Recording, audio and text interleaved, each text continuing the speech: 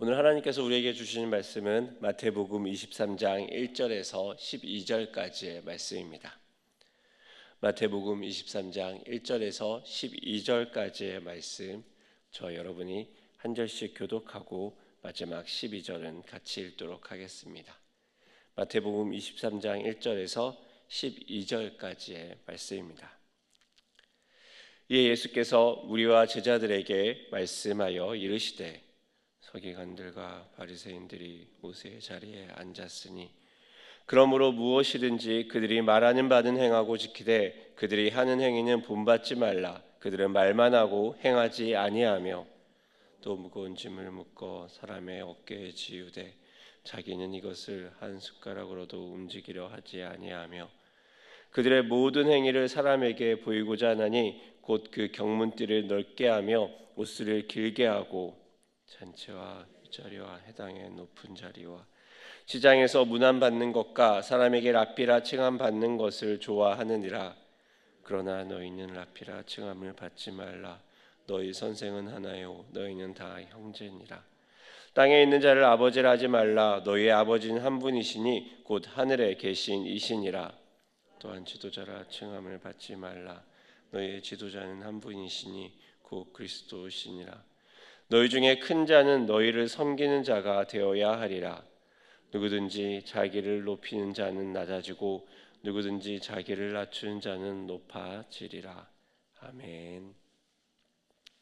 이 새벽에 또 하나님 앞에 나오신 여러분들을 환영하고 축복합니다. 또 하나님의 은혜의 말씀이 여러분 각자에게 하나님의 귀한 인도하심으로 임하기를 축복합니다. 여러분은 최근에 흰 봉투에 곱게 이름이 쓰인 그런 편지를 받아보신 적 있습니까? 요즘 참 편지 받기가 어렵죠. 저는 최근에 그런 편지를 받아본 적이 있습니다. 그 봉투에는 고운 손글씨로 최현식 목사 수신이라고 적혀 있습니다.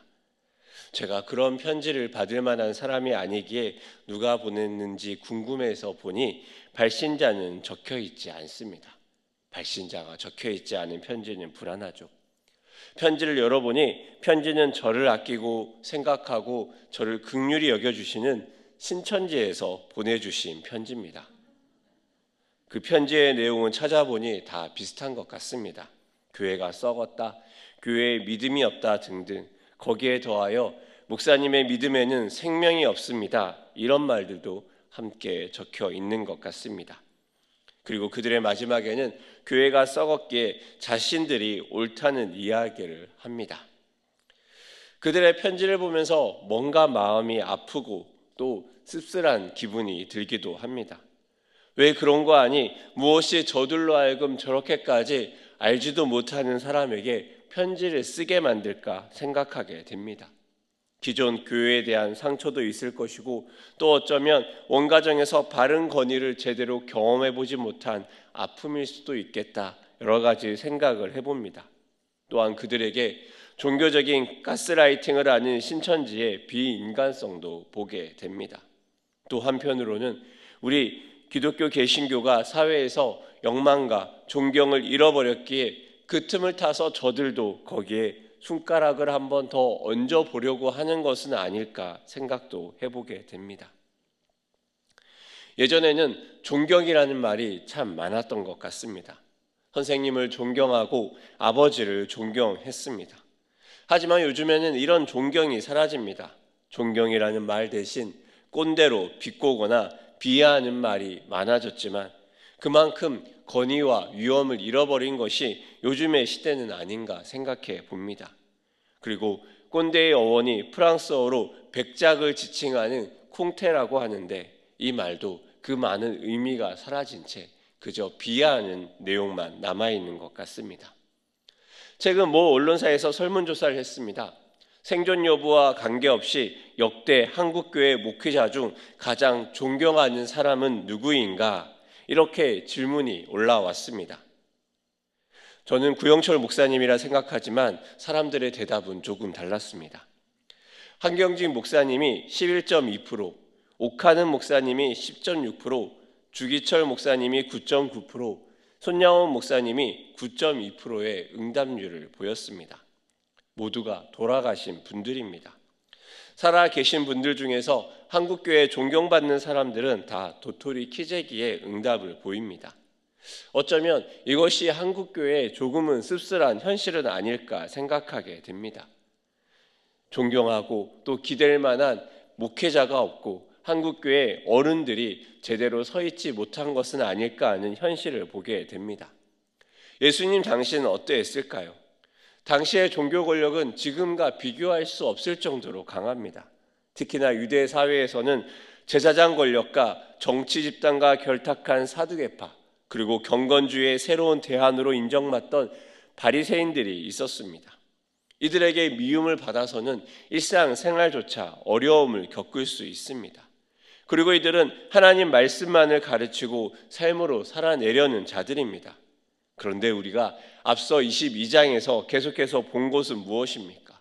신랄하게 예수님과 종교 지도자들이 대립각을 세우면서 날카로운 시간들을 보내고 있는 것입니다. 종교 지도자들은 하나님의 아들인 예수님에게 달려듭니다. 세금이라는 현실적인 문제로 달려들기도 하고 부활이라는 이 땅을 넘어선 사상으로도 달려듭니다. 그 많은 공격들 속에서 예수님이 하시는 말씀은 무엇입니까?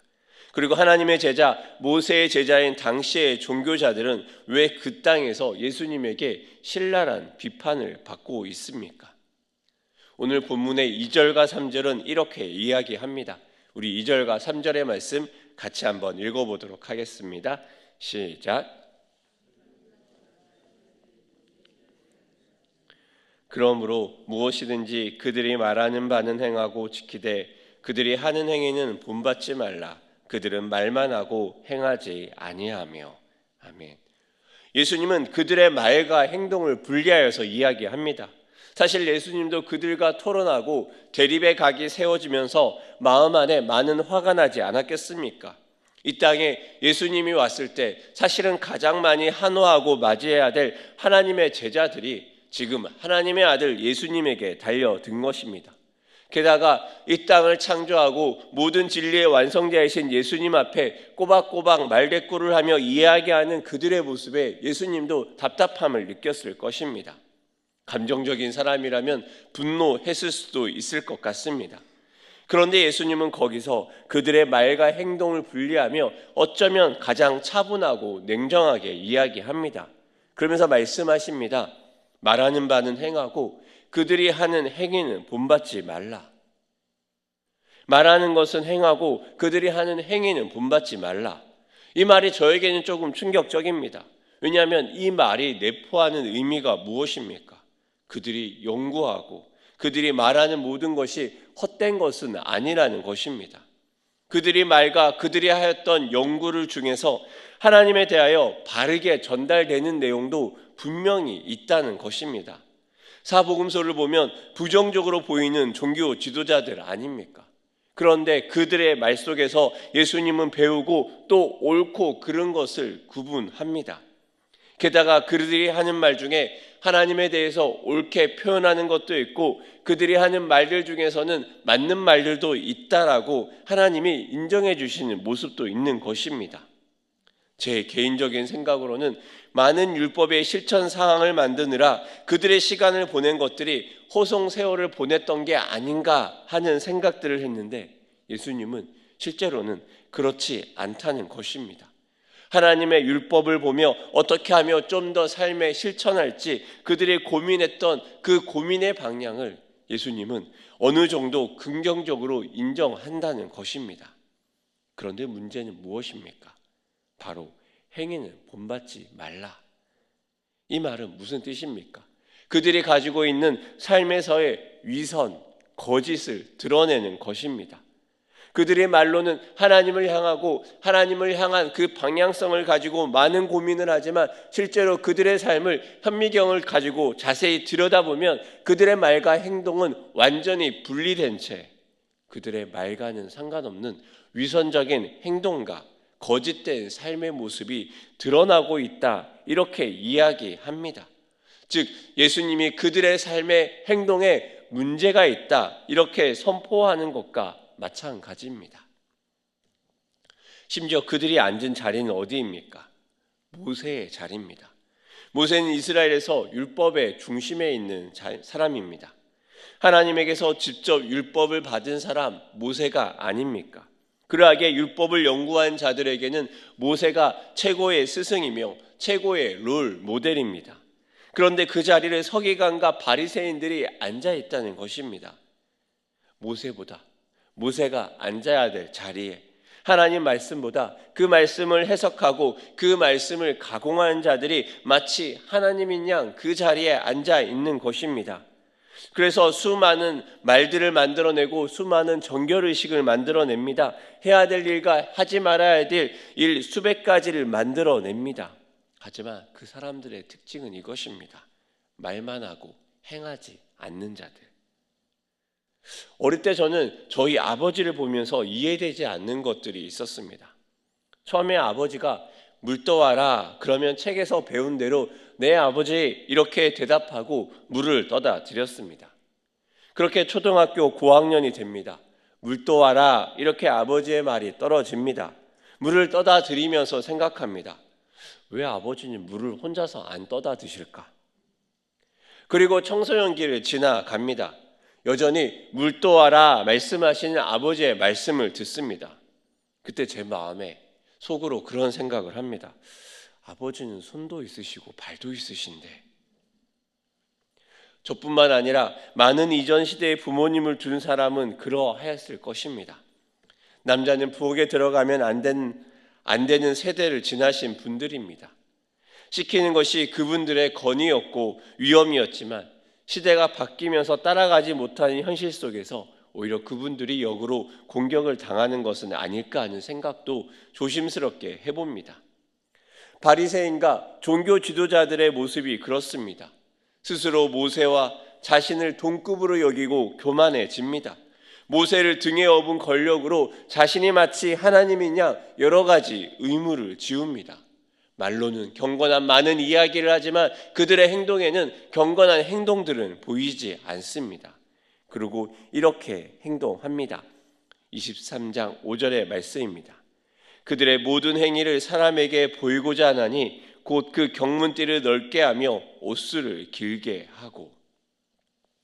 경문띠란 성경 구절을 담은 조그만 상자를 몸에 부착하는 것인데 그것을 넓혀서 사람들의 눈에 잘 띄도록 그 폭을 넓혀 놓은 것입니다. 멀리서도 사람들이 자신을 알아보고 자신을 하나님 말씀을 연구하는 자로 또 경건하게 보이는 자로 자신을 잘 포장하는 것입니다. 아마 그들은 이렇게 기도했을지도 모릅니다. 누가복음에는 바리새인들의 기도의 모습에 대해 이렇게 이야기합니다. 바리새인은 서서 따로 기도하며 이르되 하나님이여 나는 다른 사람들 곧 토색, 불의, 간음을 하는 자들과 같지 아니하고 이 세리와도 같지 아니함을 감사하나이다. 이들의 기도는 비교입니다. 이들의 기도는 하나님 앞에서의 자신의 모습이 어떠한지가 아니라 다른 사람과 비교해서 내가 어떤 모습인지가 중요해집니다. 그러다 보니 하나님 안에서 서 있는 자신의 모습을 바라보는데 자신의 기도와 자신의 삶의 방향을 드리는 것이 아니라 이 사람과 비교하여서 내가 어떤 모습인지, 저 사람과 비교하여서 나의 경건의 모습이 어떠하는지 비교하느라 그들은 바쁩니다. 비교가 자신의 기쁨이 됩니다.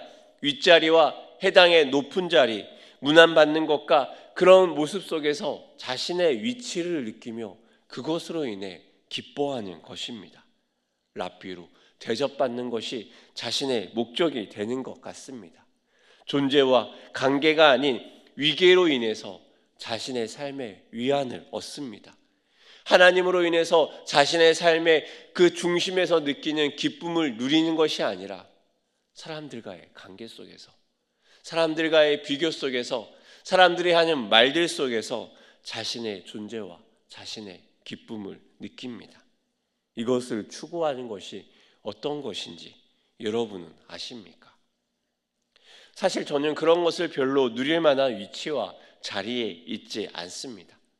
하지만 그럼에도 불구하고 예전 청소년부에서 겪었던 목회자라는 위치와 또 교회에 와서 느끼는 목회자라는 위치의 차이점을 조금 느낍니다. 청소년부에서 아이들을 섬길 때, 아이들과 식사할 때 아무도 제 자리를 챙기지 않습니다. 분명히 제가 밥 사줄게 가자라고 간 자리인데 아이들은 자기끼리만 앉고 제 자리를 신경 써주지 않습니다. 저도 그것을 당연하게 여깁니다. 그런데 교구에 오면 좀 다릅니다. 막 어른들이 제가 앉을 자리를 챙깁니다. 그리고 그 어른들 중에는 제 옆에 불편해서 멀리 앉는 분들도 생깁니다. 저는 아무것도 안 했는데요. 가끔씩 식사 자리에 필요한 게 있어가지고 제가 보고 가져오려고 하면 어른들이 막 놀라면서 난리를 칩니다. 심지어 제가 청소년부에 있을 때는 돈 내는 것도 너무 당연했는데 이제 웬만해서는 어른들이 제가 계산하는 것조차 못하게 합니다. 그때 제 귀 속에 들었던 말들이 지나갑니다. 목사한테 얻어먹으면 재수가 없다. 어른들이 그런 말씀으로 제가 계산을 하지 못하게 하는 건지 어떤 건지는 잘 모르겠습니다. 아무튼 이런 것을 보며 저는 그런 생각을 합니다. 이게 당연해지면 나도 무서운 사람이 될 수 있겠구나. 어색하고 민망한 것들이 지나면 당연한 것이 됩니다. 요즘 사람들이 하는 말로 호의가 계속되면 권리가 되는 것처럼 말입니다. 하나님의 제자이지만 그 제자의 말은 하나님과 가까울지 몰라도 제자의 삶은 하나님과 거리가 멉니다. 입술은 하나님과 가깝지만 삶은 다릅니다. 그렇기에 예수님이 하시는 말씀은 단호합니다. 그들이 하는 행위는 본받지 말라. 이것이 얼마나 슬픈 일입니까? 삶으로 하나님의 살아계심을 드러내야 될 자리에 있는 자에게 예수님이 말합니다. 그들의 삶은 본받지 말라. 이 말이 주는 충격을 여러분들은 경험하고 있습니까? 우리 그리스도인은 어떤 자들입니까? 삶에서 예수 그리스도의 향기가 나야 될 자들입니다. 그런 우리에게 예수님이 다가오셔서 이들의 삶은 본받지 말라 말씀하신다면 우리의 살아가는 이유와 목적은 어떻게 되겠습니까? 이제 예수님의 시선은 제자에게로 향합니다. 사실 당시의 제자들 역시 랍비들이 생각하는 것과 크게 다르지 않을 것입니다. 그들 역시 서로 높아지기 위해 경쟁하며 눈치를 보고 있습니다.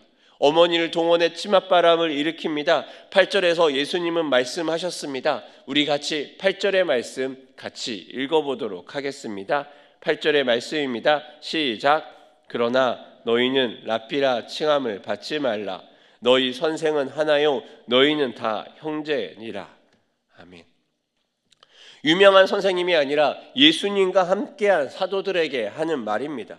흔히 아는 랍비라는 호칭도 거절하고 오직 유일한 선생님이신 예수님, 하나님을 모시는 똑같은 형제라고 이야기를 합니다. 수평적 관계를 이야기합니다. 그들은 오랫동안 예수님을 섬겼기에 그들 안에서도 수제자, 그들 안에서도 뛰어난 사람, 이제 예루살렘에 입성해서 더 높은 위치에 앉을 자리, 앉을 사람 이렇게 이야기를 했지만 그 관계는 하나님이 수평적 관계라고 정리하며 11절에는 이렇게 얘기합니다. 너희 중에 큰 자는 너희를 섬기는 자가 되어야 하리라. 이 말은 당시의 가치관을 뒤엎는 고백입니다. 그들이 알고 있는 모든 것을 바꾸는 것입니다. 당시의 랍비들이 받는 대우는 어떤 것입니까? 큰 자에게 자신이 섬김을 받는 자의 위치에 앉아 있는 것, 그것이 당연한 시대입니다. 그런데 이 말씀은 예수님이 친히 자기를 낮추시고 제자들의 발을 씻기는 것으로 본이 되십니다. 예수님이 친히 자신을 십자가에 못 박음으로 확증하셨습니다. 제자와 원수를 위해 자신을 못 박는 삶을 사셨습니다. 말이 아닌 행동으로, 실천으로, 삶으로 사신 예수 그리스도가 우리에게 하시는 말씀입니다. 큰 자는 너희를 섬기는 자가 되어야 하리라. 하나님 나라에 합당한 자들은 누구입니까? 지금 하나님의 교회는 어떠한 사람들이 높은 자리에 앉아 있습니까? 앞서 한국교회 존경받는 목회자들을 말씀드렸습니다. 많은 목회자가 있지만 그 안에서 존경받지 못하는 이유가 무엇입니까? 부끄럽지만 어쩌면 우리 목회자가 선생으로, 어쩌면 우리 목회자가 큰 자로 서 있는 것은 아닙니까? 또 한국교회가 사람의 예와 사람의 모습으로 분리하여서 사람을 구별한 것은 아닙니까? 또 어쩌면 한국교회의 많은 교인들의 모습과 문화가 이러한 사람이 높임받는 것으로 분위기를 만든 것은 아닙니까? 이상하게 한국교회는 많이 섬길수록 목소리가 커집니다. 이상하게 한국교회는 많이 섬기는 자, 많이 큰 자가 오히려 섬기는 자가 되지 않고 에헴하며 앉아있는 자리에 앉는 자가 되고 있습니다. 하나님은 자기를 높이는 자는 낮아지고 누구든지 자기를 낮추는 자는 높아지리라 말씀하셨지만 지금 우리의 현실과는 많이 달라져 있진 않습니까? 어느새 우리도 모르게 많이 섬길수록 우리가 모세의 자리에 앉은 바리새인들이 되어가고 있지 않습니까? 그리고 예수님의 자리에 앉아있는 이 시대의 바리새인들이 우리의 모습은 되어가고 있지 않습니까?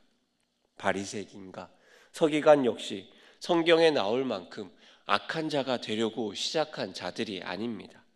그들 역시 하나님에 대한 사랑과 헌신으로 그 신앙의 여정을 시작했을 것입니다. 하지만 하나님을 바라보는 것이 아니라 사람을 바라보고 사람을 의식하다 보니 어느새 그들의 삶 역시 사람에게만 좋고 하나님에게는 버림받은 평가를 받고 있는 것 아닙니까? 하나님이 아니라 사람을 의식하고 하나님이 아니라 사람의 평가에 귀 기울였던 그들의 삶의 결과를 마주하고 있는 것 아닙니까? 이제 우리는 우리의 삶을 보아야 합니다. 한국 교회를 보아야 합니다. 많은 사람들이 한국 교회를 욕하지만 정작 자신의 진짜 현실은 보지 못하고 있는 것은 아닙니까? 사랑하는 여러분, 낮은 자리에 여러분은 섬기고 있습니까? 내 의견과 내 생각, 내 마음만을 주장하고 있진 않습니까? 내 자존심을 지키느라 다른 사람의 인격을 짓밟고 내 자존심으로 하나님의 진리를 짓밟고 있진 않습니까? 더 무서운 것은 그렇게 짓밟으면서 짓밟는 사람이 바로 나라는 것을 인정하지 못하고 있지 않습니까? 그저 다른 사람만 비판하고 다른 사람만 바라보고 있진 않습니까? 사랑하는 일산 충신 성도 여러분, 우리의 스승 되신 예수 그리스도 앞에 서는 우리가 되기를 소원합니다. 그러하기에 우리의 많은 섬김과 헌신 이후에 예수 그리스도 앞에 우리는 무익한 종입니다. 이 고백으로 하나님에게 나아가는 일산 충신의 성도님 되시기를 축복합니다. 이 신앙의 고백 위에 우리의 섬김이 새겨지길 소원합니다. 그러하기 위해 더 많이 섬기며 우리는 무익한 자라고 고백하며 나아가는 우리가 되길 소원합니다. 사랑하는 여러분, 우리 교회에서 어느새 높은 자리에 앉아있진 않습니까? 높은 위치에 나아가고 있진 않습니까? 그렇다면 더욱 낮아져야 되지 않겠습니까? 높아진 것은 낮추시고 낮아진 것은 높이시는 그 하나님 앞에 우리의 삶을 세워보길 원합니다. 그래야 하므로 하나님만 바라보며 살아가는 신앙인이 되시길 축복합니다. 그리하여 겸손함으로 하나님 앞에 서시는 일산 충신의 모든 성도님 되시기를 축복합니다. 함께 기도하겠습니다. 너무나 무서운 것은 이 말이 우리를 향한 말씀인지 깨닫지 못하고 있는 자가 있지 않을까 두렵고 염려됩니다. 또한 이 말이 섬기고 또 하나님 앞에 나아가는 저와 우리를 향한 말은 아닐까 염려되고 두려움으로 이 말씀을 바라봅니다. 하나님 아버지, 거룩하신 주님 앞에서 먼저 우리를 돌아보게 하시며 겸손함으로 또 하나님 앞에 낮아짐으로 우리의 삶을 바라보는 귀한 일산 충신교회 성도님 한 분 한 분 될 수 있도록 주님 도와주시옵소서. 섬김에는 많은 말이 필요하지 않습니다. 섬김의 손발이 빠르게 하시며 또 하나님 앞에서는 우리의 입은 닫아지고 오직 우리는 무익한 종이라 일컫는 믿음의 삶을 살아가는 우리 한 사람 한 사람 될 수 있도록 주님 도와주시옵소서. 높은 곳으로 향해 앉을수록 더 주님 앞에 겸손함으로 있게 하시고 많은 말보다 겸손한 손과 발로 주님 앞에 붙들며 나아가는 귀한 한 사람 한 사람 될 수 있도록 주님 축복하여 주시옵소서. 감사드리며 예수님의 이름으로 기도합니다.